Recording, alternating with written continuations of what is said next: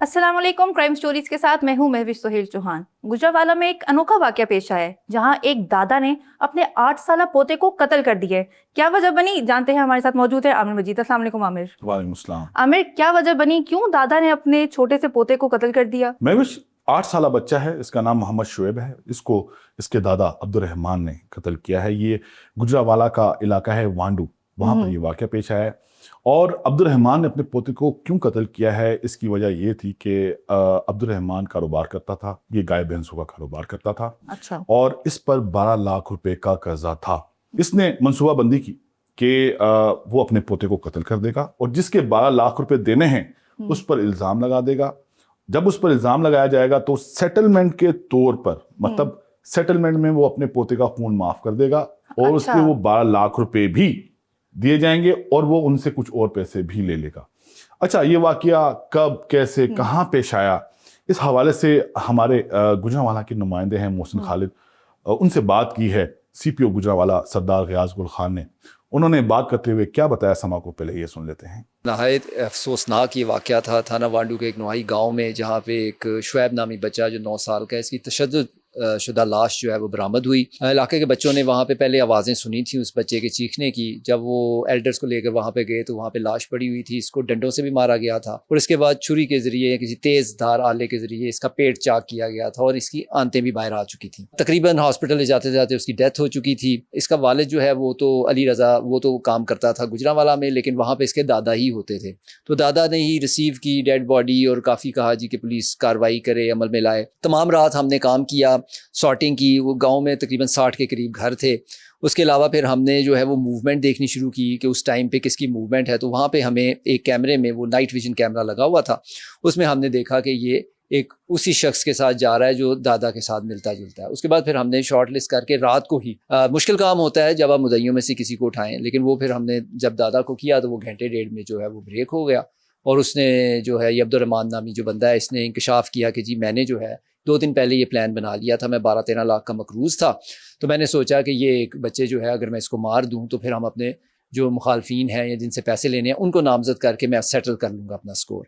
तो अभी हमने उसको अरेस्ट कर लिया है, अभी रिमांड लेंगे और इंशाल्लाह मज़ीद तफ्तीश जो भी होगी उसको आपके साथ शेयर करेंगे। बहुत हैरानी हो रही है मुझे सुन के कि दादा ने किस तरह प्लानिंग के साथ, कितनी शातिर दिमागी के साथ अपने पोते का जो है वो मर्डर प्लान किया है। मालूम होता है कि दादा फिल्में ड्रामे बहुत ज्यादा देखते थे और उनकी जो मनसूबाबंदी थी वो हम ये कहें कमाल की थी। अफसोस ही कर सकते हैं कि एक दादा अपने पोते को कत्ल कर रहा है। अच्छा, मैं भी बताता हूँ कि हुआ क्या था।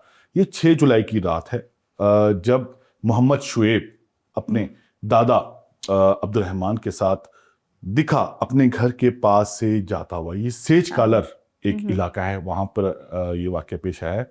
होता कुछ यूं है कि नमाज इशा का वक्त होता है और बच्चे जो है, आपको पता है गर्मी की छुट्टियां हैं, वो खेल रहे होते हैं कि इसी नाम में अब्दुल रहमान मोहम्मद शुएब को अपने साथ लेता है और लेकर कुछ ही फासले पर वाक़ एक गवर्नमेंट प्राइमरी स्कूल है वहां पर ले जाता है। वहां पर ले जाकर वो उसको कत्ल करता है। जालिम दादा शुएब पर डंडे के वार करता है और तेज धार आले से उसका पेट चाक करता है तो शुएब चीखे मारता है। बिल्कुल, कितनी तकलीफ से गुजर रहा होगा बच्चा, बहुत ही तकलीफ से। और दादा मतलब सोच में भी नहीं आता, इतना काबिले एतबार रिश्ता। बिल्कुल। जब वो चीखे मारा होता है तो मोहल्ले के बच्चे जो हैं, क्योंकि वो ऐसा तो है नहीं कि वहां पर किराएदार हों, वो पहचानते हैं एक दूसरे की आवाजें, तो भागते हुए घर जाते हैं और घर जाकर बताते हैं उनकी वालदा को कि हमने शुएब की चीखों की आवाज सुनी है और शुएब वहां पर है नहीं, हमने उसको ढूंढने की भी कोशिश की है। अच्छा, उनकी वालदा भी जो है वो नंगे पांव जो है भागती है कि मेरा बेटा कहाँ है और उसको क्या हुआ है, वो मिल भी नहीं रहा है, किधर गया। इसी स्ना में एक अहले मोहल्ला जो है वो आकर घर पर बताता है कि मोहम्मद शुएब करीबी वाक़े गवर्नमेंट प्राइमरी स्कूल है, उसकी बैक साइड पर जख्मी हालत में पड़ा हुआ है।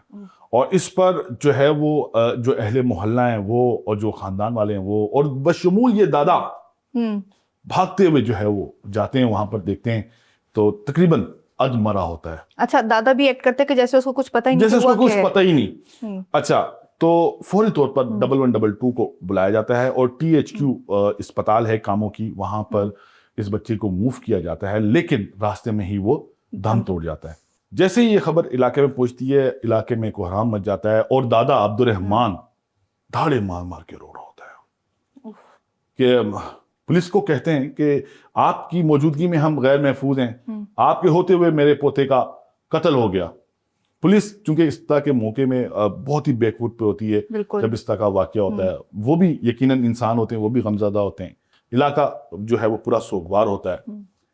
जब बच्चे की लाश आ जाती है, थोड़ा देर गुजर जाती है, 1-2 घंटे गुजर जाते हैं, उसके बाद पुलिस अपना काम करना शुरू करती है।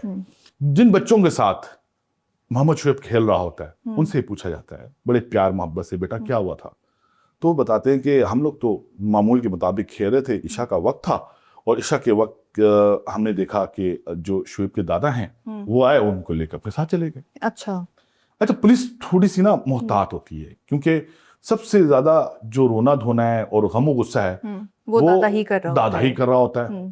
फिर उसके बाद पुलिस देखना शुरू करती है कि करीबी वाकई कोई CCTV कैमरा हो, और अब तो गांव देहातों में भी CCTV कैमरा जो है वो लगे हुए हैं। तो गली की नुक्कड़ पर एक CCTV कैमरा लगा हुआ होता है। जब उसकी फुटेज चेक की जाती है तो उसमें वाकई जो बच्चों का बयान है कि अब्दुल रहमान मोहम्मद शुएब को अपने साथ लेके जा रहा था, वो साबित हो जाता है। फिर पुलिस बड़े ही प्यार से FIR के अंदराज के लिए अब्दुल रहमान को अपने साथ थाना वांडू ले जाती है। वहां जाकर उससे पूछगिछ करती है। पहले तो वो आपे से बाहर होता, आप मुझ पर मेरे पोते के कत्ल का इल्जाम लगा रहे हैं। फिर पुलिस आहिस्ता आहिस्ता आहिस्ता आहिस्ता जब अपने तरीके से पूछना शुरू करती है तो उसके पास फिर कोई रास्ता नहीं रहता। पुलिस बताती है कि जाए वकुआ से बिल्कुल करीब और इस कत्ल के वक्त से कोई 2-3 मिनट पहले ये बच्चा इस CCTV कैमरे में देखा गया है और इसके साथ आप हैं। पुलिस फिर अपने तरीके से मजीद सवालात जवाबात करती तो ये बता देता है और इस बात का एतराफ़ भी कर लेता है कि हाँ, मैंने अपने पोते का कत्ल किया है और मैंने एक व्यापारी है, उसके 12 लाख रुपए देने थे, तो मेरी कोशिश ये थी कि मैं अपने पोते को कत्ल कर दूं और इल्ज़ाम उस शख्स पर लगा दूं जिसके मैंने 12 लाख रुपए देने, ना सिर्फ उससे अपने 12 लाख रुपए माफ कराऊं बल्कि कुछ और पैसे भी उससे हेट लूं और ये कत्ल उसको माफ कर दूं। लेकिन वो अपनी प्लानिंग में नाकाम रहा। पुलिस ने 8 घंटों में ही इस केस को ट्रेस कर लिया। मुकदमा इल्ज़ाम नंबर 554/26 बजुर्म दफ़ा 302 जो मोहम्मद शुएब हैं उनके वालिद अली रज़ा की मुद्दत में मुकदमा दर्ज हो गया है। ये जैसे मैंने आपको बताया सेज कालर का इलाका है, वहाँ के रहने वाले हैं। वहाँ पर भी हमारे नुमाइंदे कामों की इदरीस गए थे और वहाँ पर जो अहले खाना है उनसे बातचीत करने की कोशिश की, लेकिन कोई भी बयान देने को तैयार नहीं। वालिद बयान देने को तैयार नहीं, दादा का भाई बयान देने को तैयार नहीं, वालदा बयान देने को तैयार है लेकिन उसको घर से बाहर आने की इजाज़त नहीं। मीडिया बड़ी तादाद में खड़ा रहा उनके घर के बाहर, उनसे बयान लेने की कोशिश करता रहा और काफ़ी इसरार पर अली रज़ा ने सिर्फ मीडिया के सामने ये बयान दिया कि मैं गुजरावाला में वाक़ एक फैक्ट्री में काम करता हूँ, मैं काम पर था और मुझे इत्तला मिली कि मेरे बेटे का कत्ल हो गया है, मैं वहाँ से वापस आया हूँ, मुझे बताया गया है कि मेरे बेटे को मेरे वालिद साहब ने ही कत्ल किया। इसके अलावा आगे कुछ भी नहीं बता रहा। अंदर की बात यह है, जो हमारे नुमाइंदगान हैं और जो अहले इलाका जिनसे हमारी बात हुई है, कि अली रज़ा अपने बाप को अपने बेटे का कत्ल माफ़ करना चाहता है। अच्छा।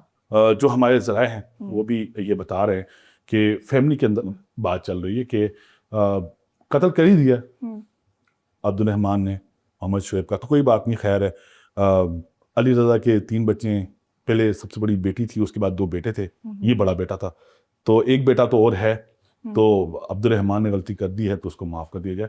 तो मुकदमा जो दर्ज हुआ है वो अली रज़ा ने करवाया है, जो बच्चे का बाप है, और अगर वही अपने बाप को अपने बेटे का कत्ल माफ़ कर देता है तो पुलिस के पास कोई वो रास्ता नहीं रह जाता कि किसी ना किसी तरीके से अब्दुल रहमान को इम्प्लिकेट किया जाए। अच्छा आमिर, ऐसे केसेस में अगर फैमिली जो है वो माफ़ कर दे तो क्या स्टेट जो है वो बीच में इंटरवीन करके मुजरिम को सज़ा दिलवा सकती है? मैं भी इस तरह के केसेस में ऐसा होता है कि जो मुद्दई है असल में फैमिली की बात नहीं है। मुद्दई मुकदमा अगर माफ़ कर दे खून तो स्टेट का कोई रोल रह नहीं जाता।